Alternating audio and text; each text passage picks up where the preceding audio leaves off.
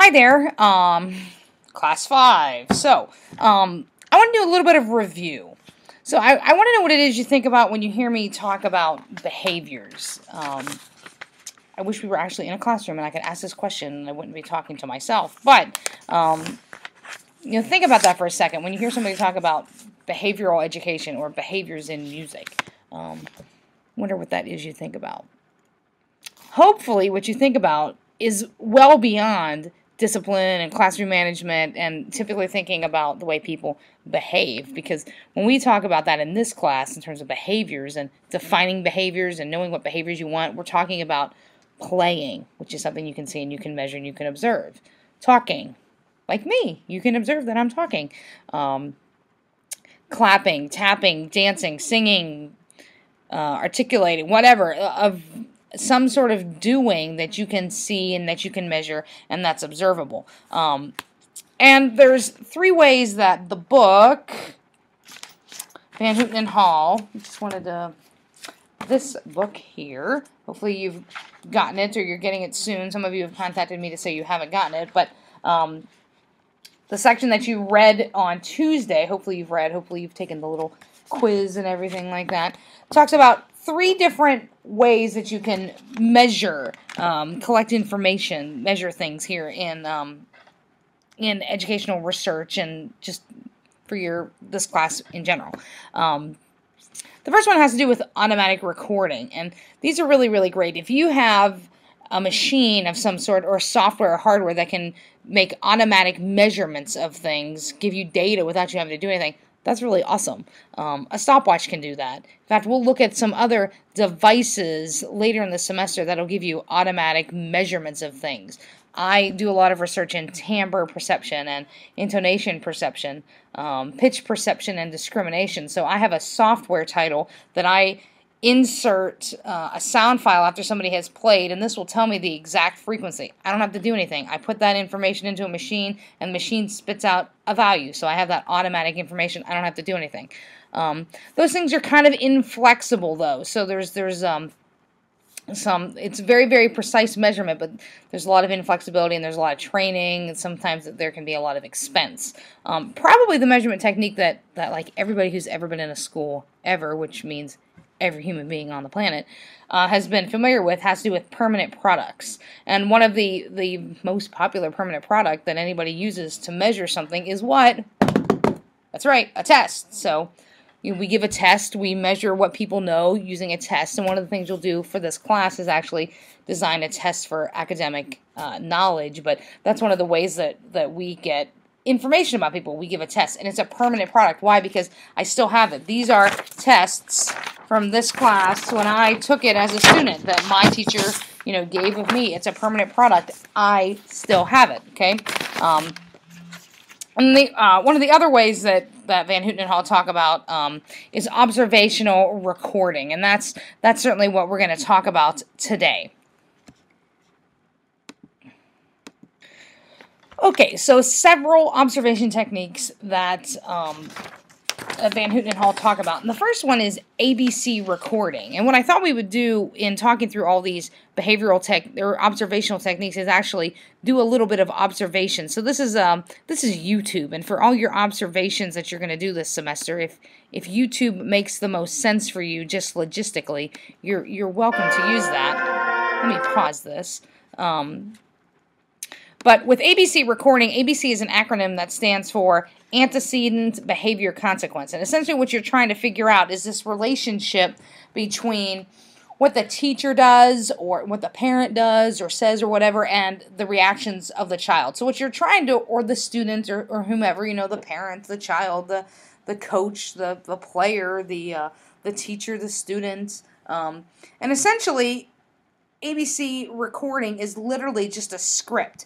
You're not really making any kinds of judgments or anything like that. You are just literally talking about what's going on. And essentially you go back into that script later and try and find the behavior that you are interested in, what preceded it, and what was the consequence of it. So if we were going to do this, certainly we would look for the behavior here, which would be pretty overt, would probably be, students playing and following the teacher's instructions. So if we were to just watch this and kind of do a script of what he's saying, what the band's doing, that kind of thing. So we'll just watch a little bit of this and talk about what this script might look like.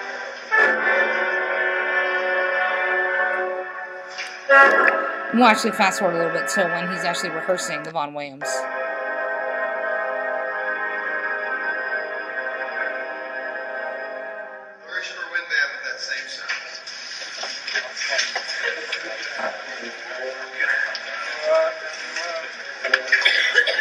So you notice there's a little bit of talking there, a little bit of rustling, the hands came down, so something like that. If you were looking at maybe off-task behavior or something like that, that could be an indication of, you notice the off-task behavior, you notice the hands come down, that kind of thing. There's an antecedent of behavior, and then the consequence possibly if, the teacher kind of scolds people for misbehaving. So, if we were looking at this, and this was, a good example, if the behavior was students being off-task, we would look at that and see what immediately preceded that. Well, if we notice that it was the teacher's hands coming down, and then the consequence of that off-task behavior was the teacher reprimanding, what we might notice is that when the teacher's hands come down, the kids get off task, and then they have to reprimand. And then what's really great in this script is if not only you identify the A, the B, and the C, but you have a little bit of information regarding the relationship between what the teacher says and what the students do. So you have to comment on if they're giving some sort of instruction, how successful that was. So, play with a fuller sound. They play. Well, the sound doesn't get any better. So you might notice, you might indicate that. I do a ton of ABC recording, essentially, anytime I go out and watch a student teacher. I'm looking for some notes right here that I have on some student teachers. So this is an observation that I was doing of a young man, and I'm talking about how he's working on marcato, space between notes. And so here's something that I write about what he's done. That he modeled articulation as being the antecedent, the students played as being the behavior, and then he comments that it was better. Something that would be really great here to add, so I have an A, teacher models the articulation that they want, B, the students played, C, the teacher comments that the students played better. What would have been really great to add here would have been in that B part where I talk about how the students played, because that was the behavior we were talking about, was to measure if they would be to talk about if they did that correctly, if what the students were doing matched what the teacher asked them to do. Okay, and then if they have them do it again, every time we comment on the participant's behavior, if we're talking about a rehearsal kind of setting where the teacher is giving instruction and the behavior we're looking at is the student's response to the instruction, we need to make some sort of comment about whether or not it's better. Because certainly in this script-like atmosphere, the script-like artifact, what we're hoping to figure out is the behaviors of the teacher that influence the behaviors of the students and the consequences of both. Okay, there's a really great link that I put on the website on Blackboard that talks a little bit more about ABC recording. There's a really great handout there, and I'll actually type up I have some other examples that I'll put on Blackboard. I almost said Facebook, but on Blackboard. So we'll watch a little bit more of this and just think about what we would script.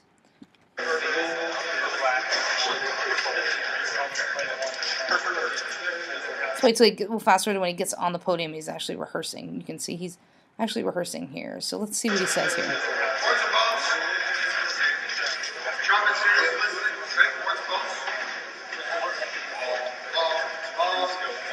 So there's a model. Let's see if they actually do what he... Now they're probably about to play.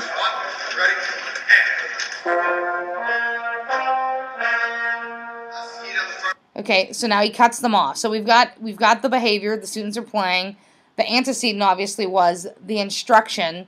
Okay, so here, when you're talking about the behavior, you'd obviously comment about whether or not they sounded the way that he modeled. Okay, even if he stops and comments about their performance, you ought to add whether or not that his assessment is accurate.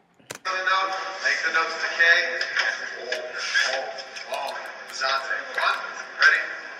They'll play again.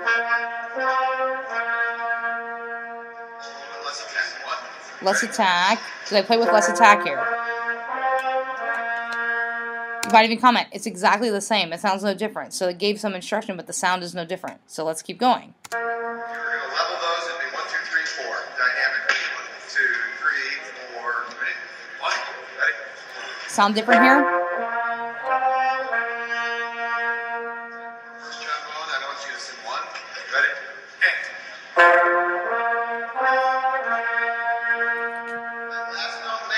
And you know, this is a little bit difficult to assess in some ways, the quality of the sound, because it's all dependent upon the recording. So you have to be kind of careful in terms of microphone placement and stuff like that when you're listening and assessing balance and blend and tone and all of that stuff. If the quality of the recording isn't very good, then it's difficult for you to make an accurate assessment of this. Okay, so that's ABC recording. Behavior counts.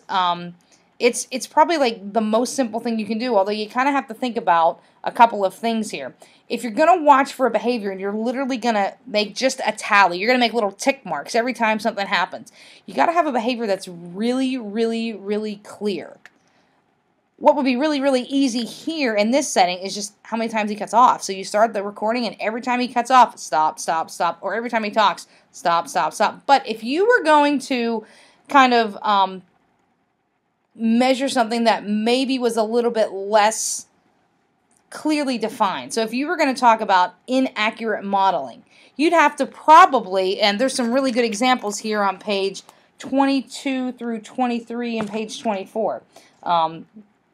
So if you look, it's talking about on the bottom of page 21 going over to 22, it's talking about keeping a record on the top of 21. And at the top of 22, it's a sample recording sheet for event recording. So literally, you're marking the time. So what you would have to do is if you had a behavior that was a little bit less clearly defined, less overt, maybe required a little bit of insight, a little bit of assessment on this part. So if you're literally going to keep a tally of how many times this gentleman models inaccurately or sings out of tune, you need to indicate what time in the video that happened. So it's when somebody else, some other independent observer comes by and does the very same thing, what you'll actually check is how much you agree in terms of the times at which those things occurred. If you're talking about a behavior that is a little less clear-cut. So if we were going to watch right here and just talk about from the start of this video how many times he cuts off the ensemble. Let's just start from right here. So we're not playing. So let's start from here. There's one cutoff.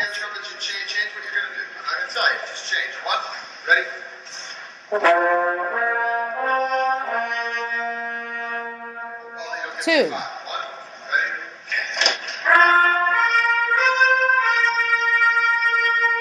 Three. And now here's something else you would probably have to define. So I've said how many times he cuts off the band. Well, is that the same as when he just rehearses a small section? Or are we saying anytime he just cuts off the students? Because if you've originally defined it as anytime he stops the sound of the whole band, that's a cutoff. Well, if you've said the whole band and now he cuts off the whole band and goes and works with the trumpets and then stops the trumpets, is that a cutoff? Yes, probably it is, but this just goes back to the idea of knowing exactly what it is you want and clearly defining the behavior. Okay.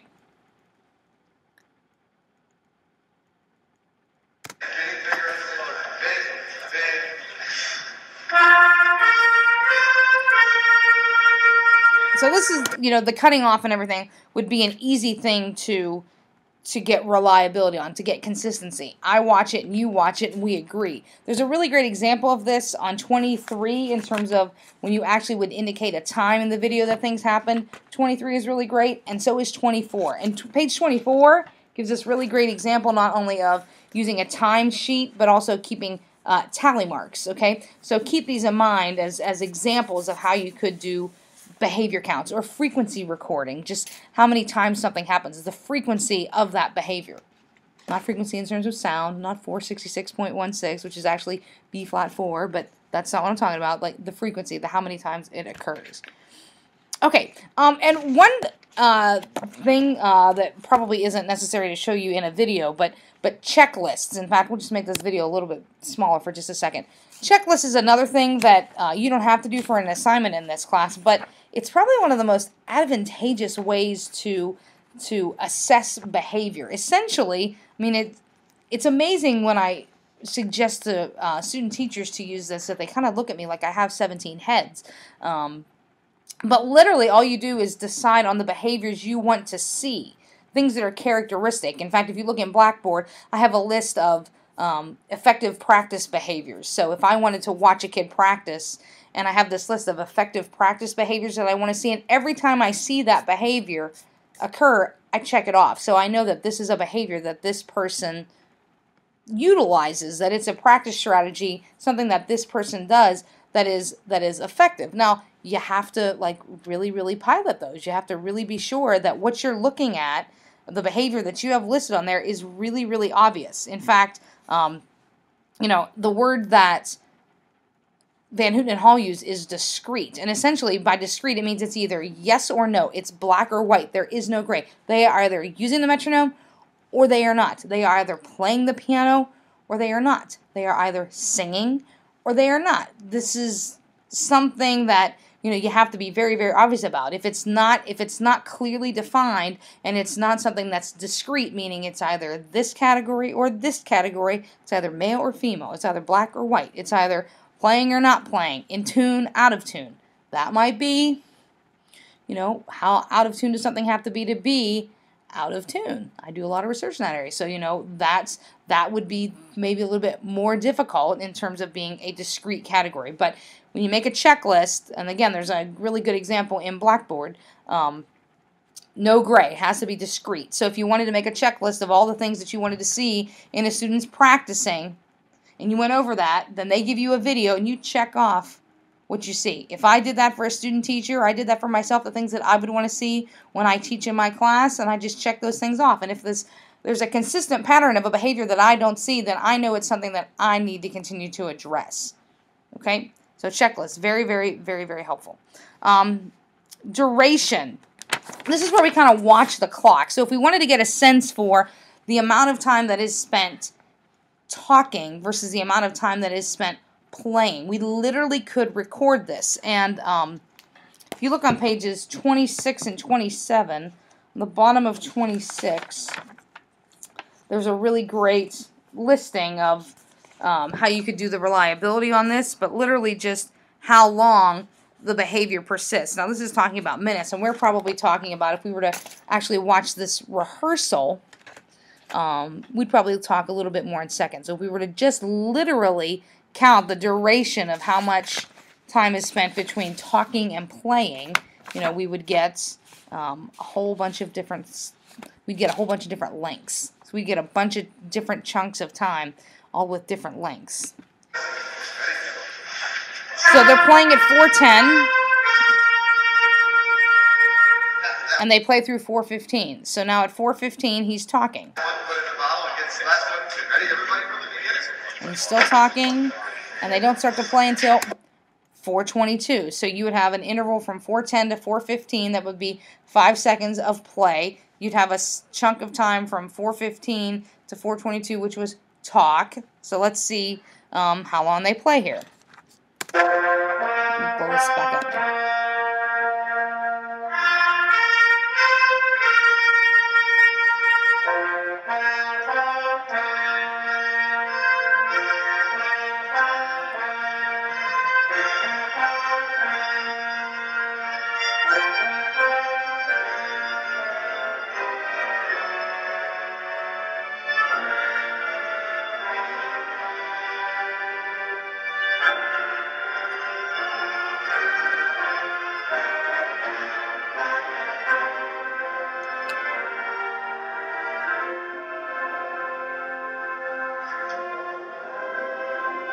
So he's played for a long time. Now what would be great is at the end of all this would be to have a summary of how much time was spent in talk versus how much time was spent playing. So teacher talk versus student play.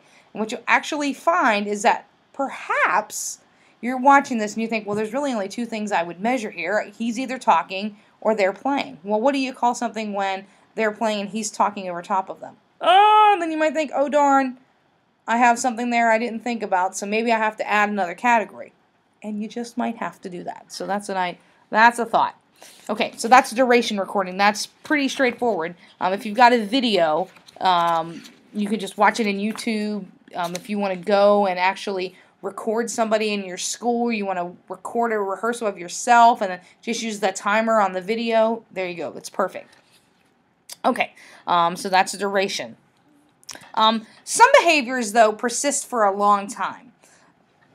So, for instance, here, the first 5 seconds of this video that we watched, he was talking for 5 seconds, and they played for 7 seconds, and now they've been playing for, almost 45 seconds. But if we're talking about watching teaching or learning or any kind of scenario, anything where you're interested in a certain behavior that is persisting for a long period of time, duration recording probably isn't the best way to do that. And probably what you need to figure out in terms of the measurement technique that we're about to talk about now is whether this is a behavior that you want to increase or whether this is a behavior that you want to decrease, kind of the whole punishment versus reinforcement kind of idea. And this has to do with interval recording. So essentially what we do is we break up the period of time into intervals. So instead of just determining how long it's happened, we look at the durations of time in terms of specific intervals within the observation. So with whole interval recording, the behavior that you care about has to persist for the whole interval. So let's imagine this is a 10-minute rehearsal, and we break it up into 10-second chunks. So every 10 seconds, we're going to determine whether or not this person is talking. Okay, let's assume we want to see how much this teacher is talking. So we break this up into 10-second intervals. If we do whole interval recording, that means that person has to talk for the entire interval or else he doesn't get credit. So let's imagine we're saying whole interval recording because we want to know whether or not this is a behavior that is something we need to underestimate or overestimate. Again, we should probably overestimate something that we want to decrease. We should probably underestimate something that we want to increase. So we want to think that the situation is really, really bad, and so we're really, really anxious to kind of to make it better. Or we want to think that the situation is really, really not good, and we want to make it better. So either it's a behavior we want to increase or it's a behavior we want to decrease. Okay, so with whole interval recording, you're essentially going to underestimate the behavior. Well, why is that? Because that kind of doesn't seem fair. Well, let's imagine that we're going to try to underestimate how much this person talks, because perhaps all these people do is play. They never get feedback. He never stops. He never mouths. He doesn't do anything. It's just play through straight on. You start at the beginning and you play. Then you get to the end and you say, trumpets play softer at 22, trombones more tongue at 15. Again from the beginning. And then you just 2D play again. So you might want to underestimate how much he's talking. You want to underestimate? You use whole interval recording. Because to do this, to get credit for an interval, the behavior has to persist for the whole time. So if we're measuring in 10-second intervals, he has to talk, or the band has to play for the entire 10 seconds for that to count as the behavior actually persisting. The opposite is true in partial interval. If we had a 10-second interval and they had any behavior exist in that 10 seconds at all, they get credit for the whole 10 seconds. Okay, so it's in whole interval, we're looking to underestimate the behavior, and in partial interval, we're looking to overestimate. And think about it, the things that we would want to increase are things that we would want to underestimate. If it's something we want to decrease, then we want to overestimate the behavior. Okay, so again, why would one want to overestimate the behavior? Because they want to decrease it. Why would one want to underestimate a behavior?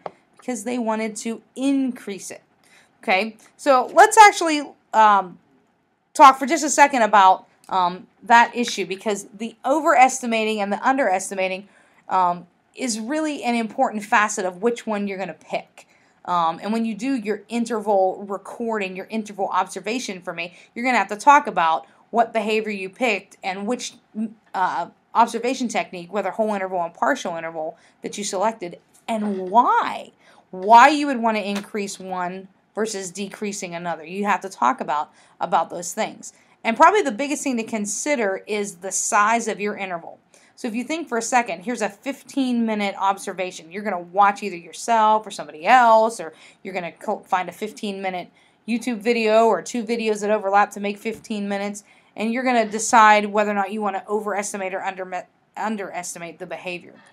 if your interval, let's say this happened in the past, if you got a 15-minute video, and so you say, well, I'm just going to do 15 1-minute intervals. That's easy. Well, so if you do that and you pick whole interval, essentially the definition of whole interval means that the behavior has to persist for the entire interval. So in whole interval observations, if you literally say that it's whole interval and your interval is an entire minute, that means that behavior could persist for 59 seconds, but because it doesn't persist for 60, it's as if it didn't persist at all.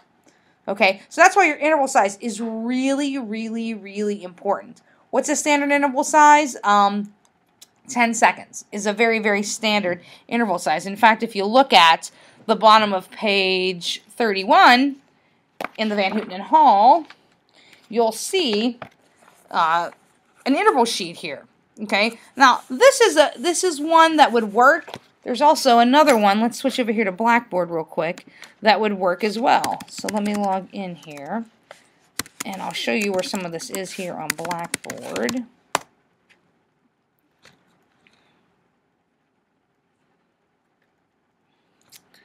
Okay, so here's your class, course materials, and all of the stuff related to your observations is located in assignment instructions and not in handouts. So if you go to observations, here is, by the way, there's the effective practice checklist. Here's performance observation interval. So what you'll notice here, and if you have your book, if you look at page 31, you'll notice there are 6 columns, 0 to 10, 10 to 20, 20 to 30, 30 to 40, 40 to 50, 50 to 60. What you'll notice here is there are not 6 columns, there are only 4. And that's because you need to allow yourself time to observe and then time to mark your sheet. So what's really typical here is that you'll give yourself 10 seconds to observe and 5 seconds to record. So that totals a 15-second total interval. So what you'll see here is that there are 4 columns and not 6, because essentially you would observe for 10 seconds, then you'd have 5 seconds to record, and this is whether it's perform or no perform.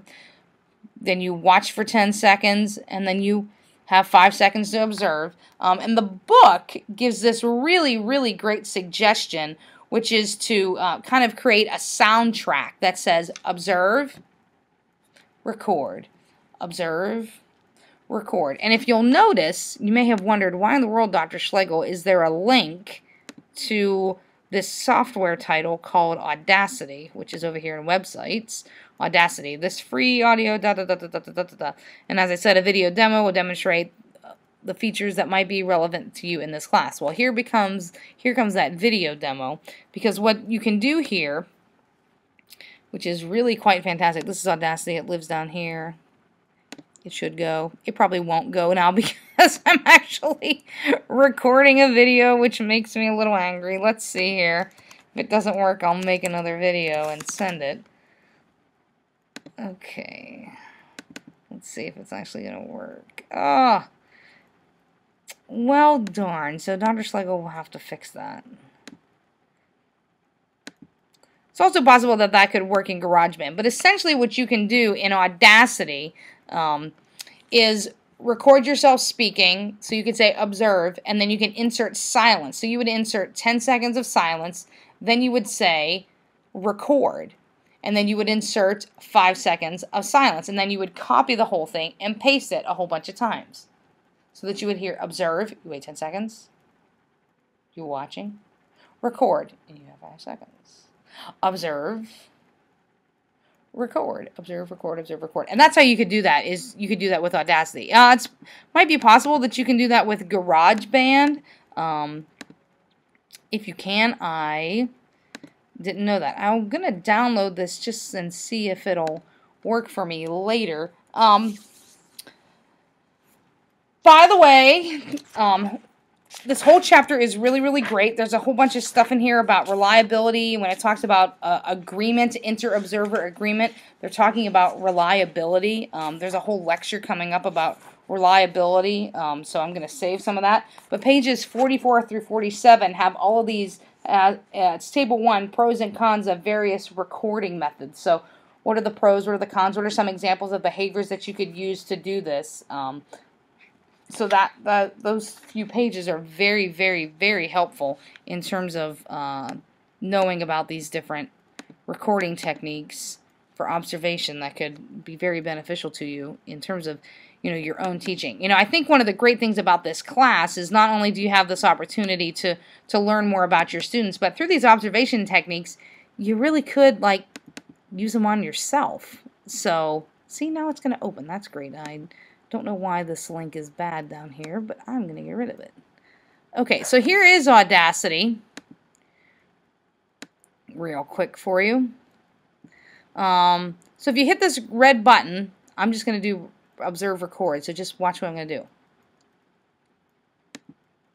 Observe, stop.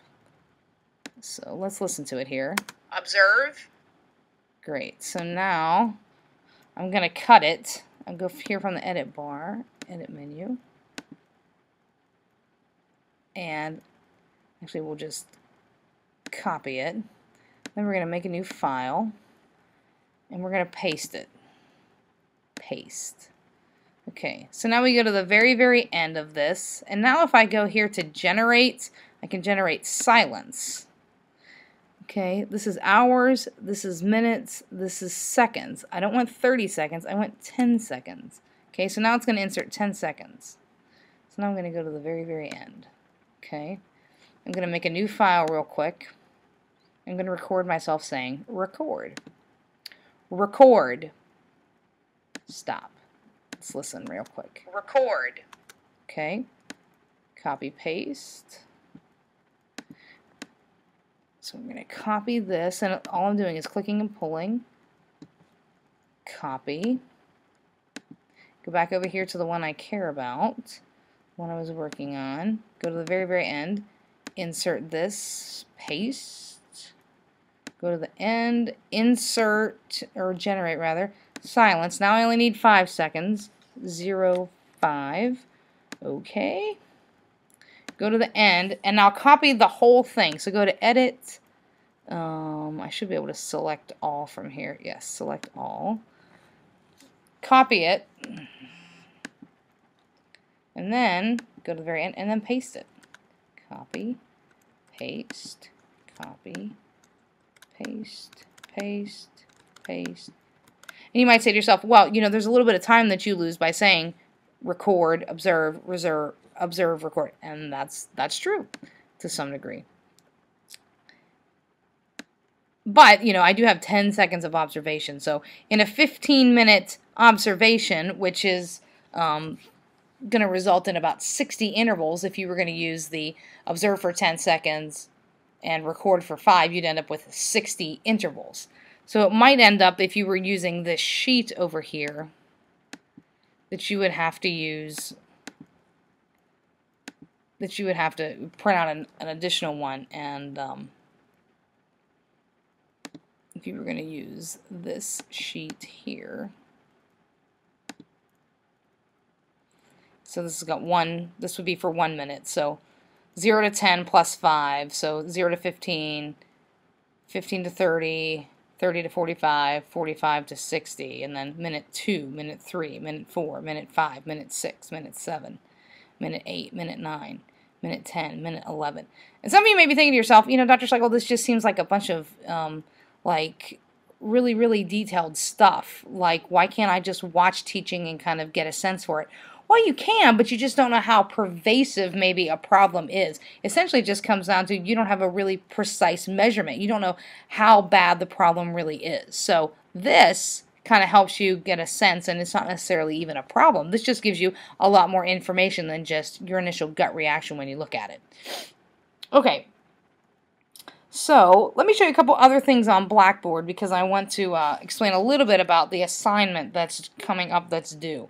So if you look in the syllabus, which I may have out, I do. This is your copy. So you'll see this is today, 9/6. You'll see that on 9/11 it says that you have a formative summative assessment. I'm actually going to move that to Thursday rather than Tuesday, just for your own benefit, since we're just not talking about it. Some of you may be going, oh my gosh, I don't know. So look, this can be due by midnight on Thursday. No big deal. So next Thursday, a week from today. But essentially, if you look at what the syllabus says about this assignment, then I'm asking you to create a formative assessment and a summative assessment based on some objectives that you've created. And so you might be thinking, I don't know what you're talking about. What do you mean creating objectives? Well, let's go back to essentially your course design. And you've been working on this initial flowchart idea.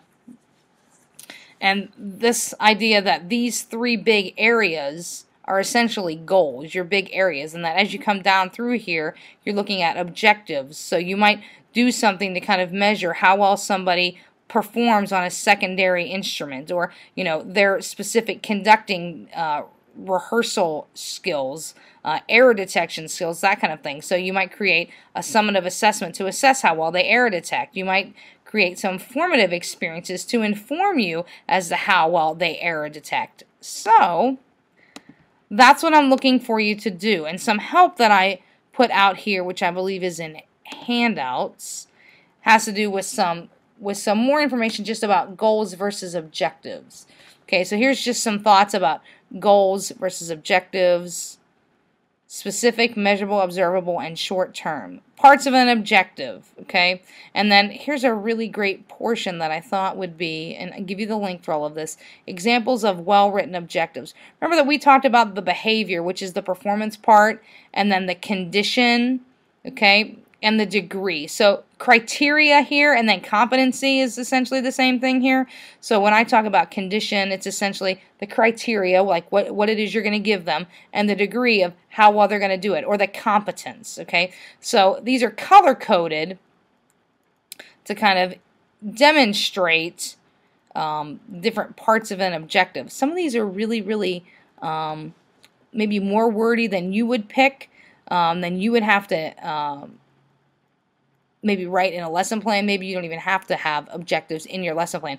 But even if you didn't write these down, just knowing how you wanted to do this, how you wanted to assess what it is you cared about, that's how these objectives help you. And you'll notice that these are all psychomotor, cognitive. They're all from different domains of knowledge, which you've already talked about, different levels within Bloom's taxonomy.